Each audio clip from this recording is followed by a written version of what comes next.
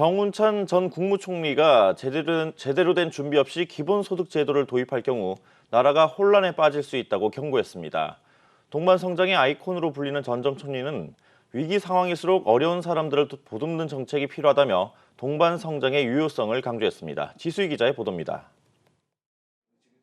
정운찬 전 국무총리는 최근 대권 주자를 중심으로 논의되고 있는 기본소득과 관련해 소요 비용 등 현실적인 고려 없이 도입할 경우 큰 혼란에 빠질 수 있다고 경고했습니다. 예산이 많이 필요하고 특히 기존 복지제도와 중복되는 문제를 해결하는 일이 결코 쉽지 않은 작업이라는 겁니다.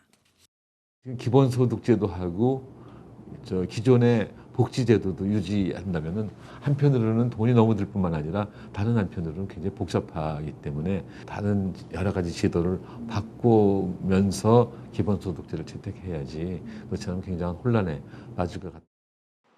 매달 기본소득을 30만 원씩 전 국민에게 지급한다고 가정하면 연간 약 180조 원의 예산이 필요한 것으로 추정됩니다. 우리나라의 연간 세수의 62%에 해당하는 수치입니다.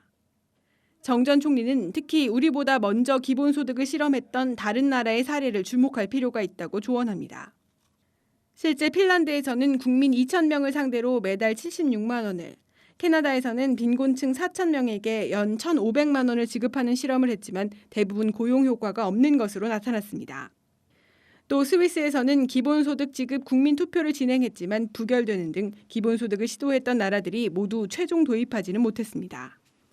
그들이 만든다고 우리가 못할 이유는 없지만 제가 생각하기에는 그 취지는 저는 받아들일 수가 있지만 금방 실행하기는 쉽지 않을 것 같다 이렇게 생각을 하는데 이른바 대선 주자들 또는 정치적 지도자들이 너도나도 갑자기 기본소득 아이디어를 내세우는 걸 보고 저분들이 잘 알고 하는 건가 하는 의구심을 가졌었습니다. 정 전 총리는 코로나 위기 극복 해법으로 저소득층과 이익을 공유하는 동반성장 정책을 제시했습니다. 동반성장은 지난 2009년 총리 시절 정 전 총리가 대기업의 납품과 후려치기를 제한하고 대기업의 이익을 중소기업과 공유하도록 유도한 데서 시작됐습니다. 그 영향으로 당시 만연했던 구두 주문이나 장기여움 대금 결제, 기술 탈취 등 불공정 거래가 개선되고 중소기업 적합업종 지정, 정부의 중소기업 물품 구매 등 정책으로 이어졌습니다. 정 전 총리는 위기일수록 저소득층을 보호하고 이들과 이익을 공유하는 정책이 필요하다고 조언합니다.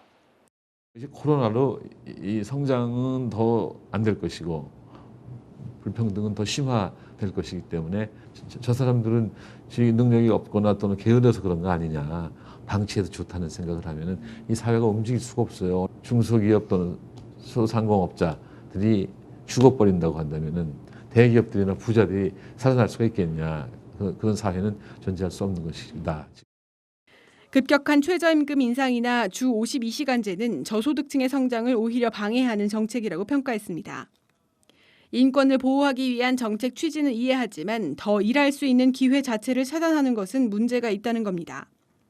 정 전 총리는 소득을 높여 소비를 끌어올리는 소득주도 성장보다는 대기업이 중소기업에 적극 투자해 생산과 고용, 소득과 소비가 늘어나는 경제 선순환 구조로 경제 성장을 이끌어야 한다고 강조했습니다.